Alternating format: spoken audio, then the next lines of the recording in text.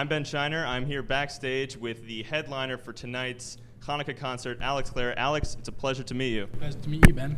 Alex, tell me, how are you feeling performing at Yeshiva University? Very excited. I'm hopefully playing in front of some of the Gedolim of tomorrow, which is very exciting.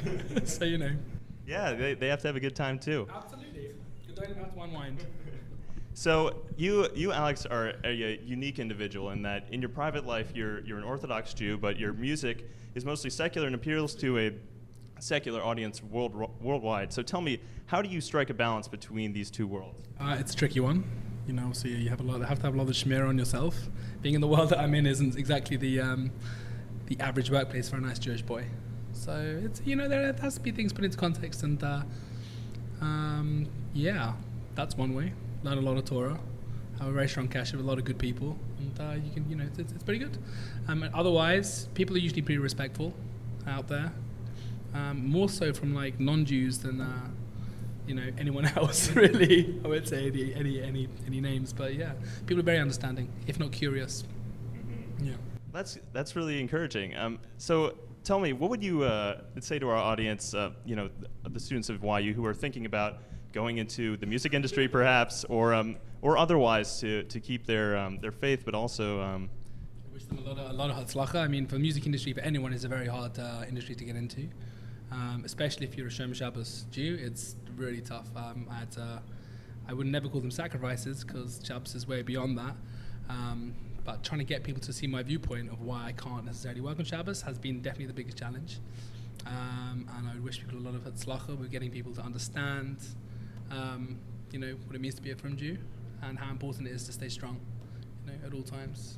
Yeah, it's a lot of, it's a big, bad, crazy world out there, and the music industry is no exception, and yeah. I bet. Are you ever selective with the venues you'll play at? Yeah, certainly. And also, I mean, a lot of my music gets licensed. I write a lot of my album has been used for adverts, obviously, and films, and yeah, you have to be selective what source your music and what your art is going to be connected to. As well as venues. I mean, you know, I'll play it almost anywhere. Right. But there's some places that I just won't play it. And your album, The Lateness of the Hour, it is out now. And everyone is a big fan of your hit single, obviously, Too Close. Could you tell our audience what was the inspiration for that song? What is the meaning behind the song? Essentially, I was becoming more and more religiously observant and had to reclaim some boundaries. And Too Close is essentially about the reclamation of boundaries. Bekitzer. I won't get into any more detail than that, but yeah, simply that's what it's about. Okay, well, that's a message we can all take. So, your style is really, you know, unique in that it has, you know, some dubstep in it, maybe some soul and some metal even. Where does that come from? I grew up in a very eclectic world, lots of eclectic music and eclectic tastes, and you know, that definitely gets represented through my music. All sorts of genres, all sorts of types. You know, I like music in general, so when I write a song, I never come at it from the angle of being, this is going to be a dubstep song, or this is going to be a punk rock song. It's just, you know, just comes out like that. If you like it, you'll play it. That's how it's going to be. All right. I'm going to ask you a few quick questions. Sure, go for it. All right, so tell me, what is your favorite Jewish food? Oh, wow. Sushi. Great call. Absolutely.